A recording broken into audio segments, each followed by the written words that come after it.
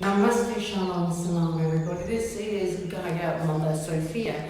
Now, today I am going to talk about ayahuasca. Now, there seems to be more and more people doing ayahuasca and more questions. So, I started my journey with ayahuasca in 2015, and that was the first time I did it. And from then on, my ayahuasca was really about a calling. It was about me working almost immediately as a light worker, as an ancient Egyptian soul. Now I'm making this video because there are different levels of working with ayahuasca, and that doesn't mean that one is better than the other, because we are all part of the tapestry of this beautiful planet.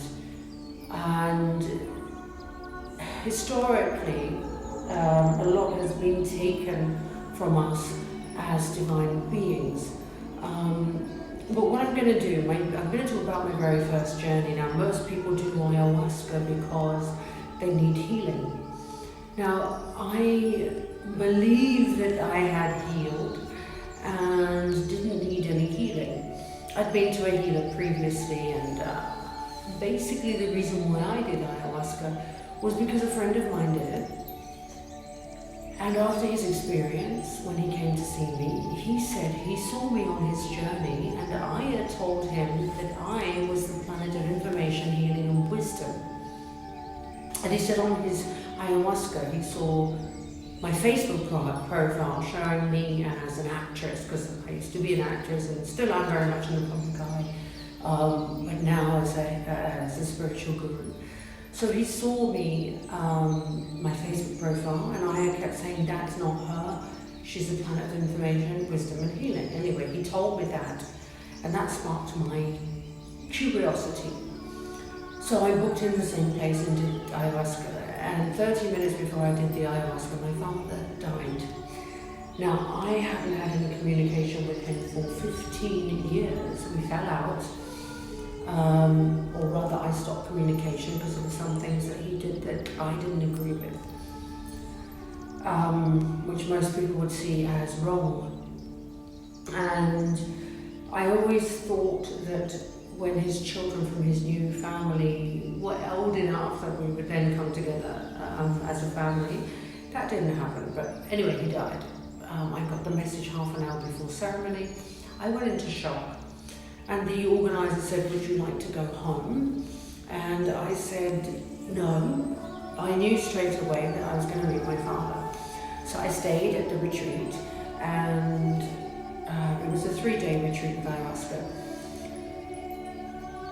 There was a long process of learning, or it sounds like a long process of learning, but on all 3 days I crossed over straight away.